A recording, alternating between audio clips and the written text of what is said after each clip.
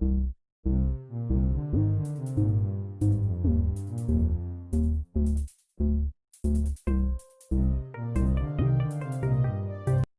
Students, आप सभी का मेरे YouTube channel commerce classes by Vishal sir में हार्दिक स्वागत है। Welcome to my YouTube channel commerce classes by Vishal sir. आज हम बिजनेस स्टडीज़ का chapter second principles of management पढ़ेंगे। बहुत ही इम्पॉर्टेंट है ये। इसके दो प्रिंसिपल्स हैं, एक बाय हेनरी फ्योल हैं और एक साइंटिफिक मैनेजमेंट है। दोनों ही बहुत इंपॉर्टेंट हैं। तो आइए बिना समय ख़राब करते हुए हम पढ़ाई की ओर चलते हैं। ये है आपका प्रिंसिपल ऑफ मैनेजमेंट। प्रिंसिपल्स का मतलब हो गया सिद्धांत। Principles of management. तो सबसे पहली बात यह आती है कि प्रिंसिपल क्या होता है। प्रिंसिपल का मतलब हो गया आपका सिद्धांत। प्रिंसिपल्स ऑफ मैनेजमेंट क्या होते हैं? देखो, सिद्धांत क्या होता है।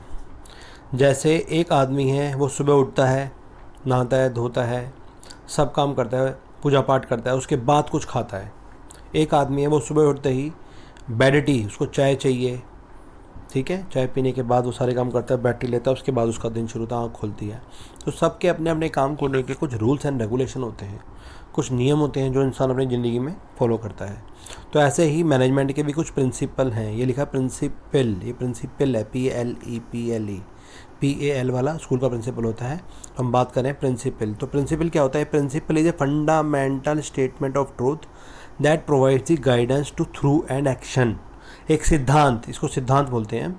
एक सिद्धांत, एक वो फंडामेंटल स्टेटमेंट है, एक मूलभूत कथन है जो सच का है, ट्रूथ का है, जो प्रोवाइड्स करता है guidance to through thought and action, कि आपका क्या सोच है और उस पर आप क्या एक्शन लेंगे। इसका मतलब प्रिंसिपल एक फंडामेंटल स्टेटमेंट होती है जिसको हम सच मानते हैं और जिसको हम फॉलो करते हैं और एक्शन लेते हैं। इसको प्रिंसिपल कहते हैं, सिद्धांत कहते हैं। ऐसे मैनेजमेंट के भी प्रिंसिपल्स हैं, पढ़ते हैं। क्या कह रहा है? Principles of management are broad and general guidelines. ये जनरल गाइडलाइंस होती हैं फॉर मैनेजरियल डिसीजन मेकिंग। ये जो वर्ड आ रहा है ना, डिसीजन मेकिंग, ये बहुत इंपॉर्टेंट है। तो इसका मतलब जितने भी मैनेजर्स को डिसीजन लेने होते हैं उसके लिए एक general guidelines principle of management हमें बताते हैं। एंड बिहेवियर का मतलब they guide the practice of management. वो जो भी आप मैनेजमेंट कर रहे हैं उसके लिए ये गाइड प्रदान करते हैं। तो प्रिंसिपल ऑफ मैनेजमेंट एक तरह से ब्रॉड और जनरल गाइडलाइंस होती हैं जिससे कि मैनेजर अपने डिसीजन ले सकें और आगे वो गाइड हो सकें या उनको गाइड किया जाता है इसमें प्रैक्टिस ऑफ मैनेजमेंट में। Nature of principle of management कैसे होती है? इसकी जो नेचर है, the nature of principle management can be describe in the following points. इन फॉलोइंग पॉइंट्स से इसको एक्सप्लेन किया जा सकता है। आइए देखते हैं। पहला है यूनिवर्सल एप्लीकेबिलिटी।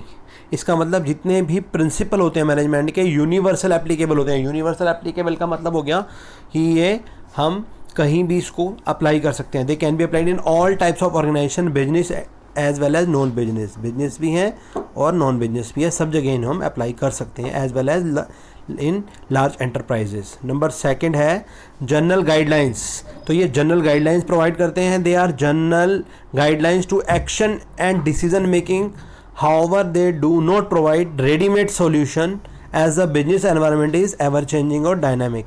ये जनरल गाइडलाइंस तो दे देते हैं किसी भी प्रॉब्लम से रिलेटेड, उसके एक्शन की और डिसीजन मेकिंग से रिलेटेड, लेकिन ये क्या प्रोवाइड नहीं करते? ये रेडीमेड सॉल्यूशन प्रोवाइड नहीं करते किसी भी बिजनेस एनवायरनमेंट का, क्योंकि बिजनेस एनवायरनमेंट जो चेंज होता रहता है और डायनामिक। अगर डायनामिक और चेंज हो रहा है बिजनेस एनवायरनमेंट तो ये सॉल्यूशन नहीं दे सकते हैं, लेकिन ये जनरल गाइडलाइन जरूर दे देते हैं। Number third, formed by practice and experimentation. जितने भी प्रिंसिपल्स होते हैं ये हमेशा फॉर्म होते हैं नंबर 1 प्रैक्टिस से और नंबर 2 एक्सपेरिमेंट से। इनमें प्रैक्टिस जो है और एक्सपेरिमेंट के बेस पे ये बनते हैं, ठीक है। प्रैक्टिस का मतलब एक्सपीरियंस से और एक्सपेरिमेंट करके। They are developed after through research on work on the basis of experiment of experiences of the managers. तो ये सिंपल ऐसे हवा में नहीं बने हुए, इन पे रिसर्च हो चुका है।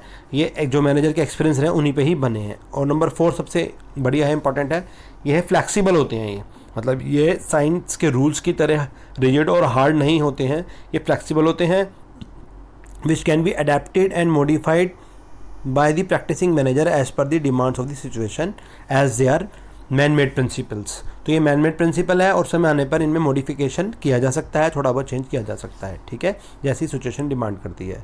और नंबर 5 मेनली बिहेवियरल, ये बिहेवियरल होते हैं। बिहेवियरल का मतलब होता है since the principle aim is at influencing complex human behaviour. ये ह्यूमन बिहेवियर जो यहाँ लिखा है ना, बट ह्यूमन बिहेवियर से रिलेटेड होते हैं, ये सारे ह्यूमन बिहेवियरल होते हैं, मतलब सारे के सारे इंसान से डायरेक्ट इनडायरेक्ट रूप से जुड़े होते हैं, इंसान के व्यवहार से, बिहेव से। तो ये मेनली ह्यूमन बिहेवियरल होते हैं।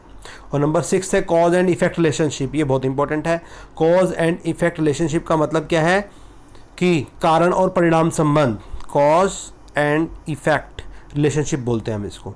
ये क्या होता है, जितने भी रूल्स होते हैं, मतलब कोई भी अगर कारण है तो उसको कुछ ना कुछ प्रभाव होगा, तो इस तरह ये जो है एक रिलेशनशिप एस्टेब्लिश करते हैं कॉज एंड इफेक्ट में, और ये सिमिलर सिचुएशन में यूज़ किए जा सकते हैं। कारण और इफेक्ट का मतलब किसी भी चीज़ का कोई कारण होता है और कारण होता है तो उसका भी कुछ ना कुछ इफेक्ट होता है। और लास्ट 7th है contingent, their applicability depends upon the prevailing situation at a particular point of time. इनकी जो एप्लीकेबिलिटी है वो डिपेंड करती है एक किसी सिचुएशन पर, एक पर्टिकुलर पॉइंट ऑफ टाइम में। According to Terry management principles are capsules, ये कैप्सूल्स होते हैं इसके अकॉर्डिंग, इस ऑथर के according, selected management wisdom to be use carefully and discreetly. तो इसको हम मैनेजमेंट के लिए कैप्सूल की तरह काम करते हैं, जिससे कि जो मैनेजमेंट सेलेक्टेड है वो अपनी चतुराई से इन्हें यूज़ कर सकती है और इन्हें प्रयोग भी ला सकती है। अब हम इसका सिग्निफिकेंस पढ़ रहे हैं कि प्रिंसिपल्स ऑफ मैनेजमेंट के क्या फ़ायदे हैं, मेरिट्स क्या हैं, सिग्निफिकेंस क्या है, पढ़ते हैं। ये इसके सिग्निफिकेंस निम्नलिखित पॉइंट्स हो सकते हैं इसके सिग्निफिकेंट के, ठीक है, इससे मैनेजर को बहुत फ़ायदा मिलता है और इसके ये पॉइंट्स हो सकते हैं। नंबर 1, आप किसी भी उसमें यह ध्यान रखना कि बेटे हेडिंग जो है ना, हेडिंग अच्छे से लर्न कर लें। बिजनेस स्टडी का रूल है, हेडिंग बहुत अच्छे से लर्न करें, 2-3 लाइन की एक्सप्लेनेशन करें, जो उसमें दे रखी है वो सफिशिएंट है, लेकिन हेडिंग अच्छे से लर्न जरूर करें। Providing managers with useful insights into reality, जितने भी प्रिंसिपल्स ऑफ मैनेजमेंट हैं ये मैनेजर को प्रोवाइड करते हैं आगे भविष्य में देखने वाली इंसाइट्स जो कि रियलिटी में देख सकता है। तो मैनेजमेंट प्रिंसिपल्स गाइड करते हैं मैनेजर्स को to take the right decision at the right time by improving their knowledge, ability and understanding of various managerial situation and circumstances.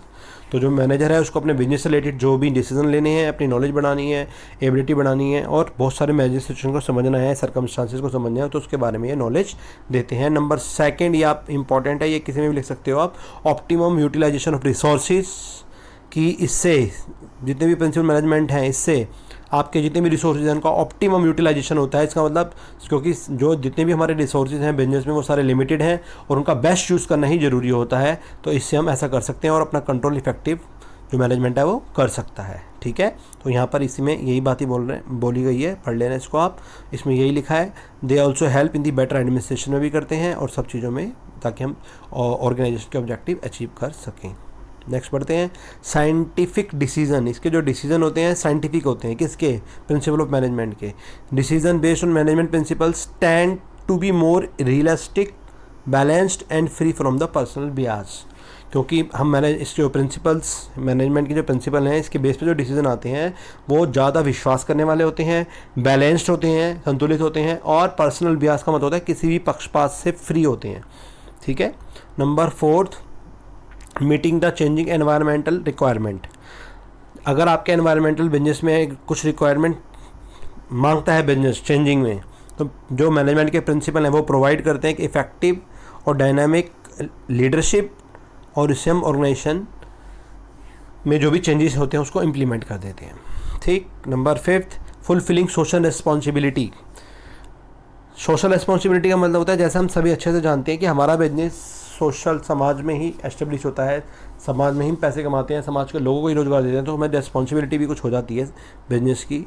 ये मैनेजमेंट वाले चैप्टर में मैंने बताए रखी है, अगर आपने नहीं देखा तो unit 1 management, nature of management जरूर देखना, उससे आपको क्लियर हो जाएगा सारा। मैनेजमेंट के ऑब्जेक्टिव्स में दे रखे हैं।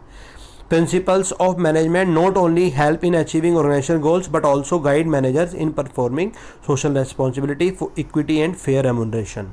तो इससे सारी सोशल रिस्पॉन्सिबिलिटी फुलफिल हो जाती है, ठीक है। जैसे एक एग्जांपल दे रहा है, मान लो इक्विटी और फेयर रेमुनेशन हम दे देते हैं, ठीक है, मैनेजमेंट में। तो 6 है management training, education and research.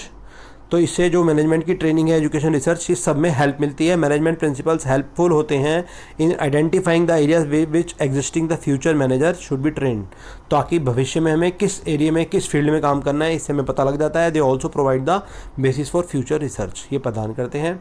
इसी के साथ ये यूनिट ख़त्म होती है। छोटी सी थी, ठीक थी, आप इसको ज़रूर पढ़ लेना। मैंने एक मैनेजमेंट पे और यूनिट्स भी बनाई हैं, 2 और, मतलब प्रिंसिपल ऑफ मैनेजमेंट पे। अगली वाली बहुत इंपॉर्टेंट है, आप उसको ज़रूर देखें। अगर आपको ये वीडियो अच्छी लगे तो आप इसे लाइक करें, मेरे चैनल को सब्सक्राइब करें और अपने जैसे फ्रेंड में शेयर ज़रूर करें। बहुत ही जल्दी नई वीडियो के साथ हम मिलते हैं। आपका इस वीडियो को देखने के लिए बहुत बहुत धन्यवाद।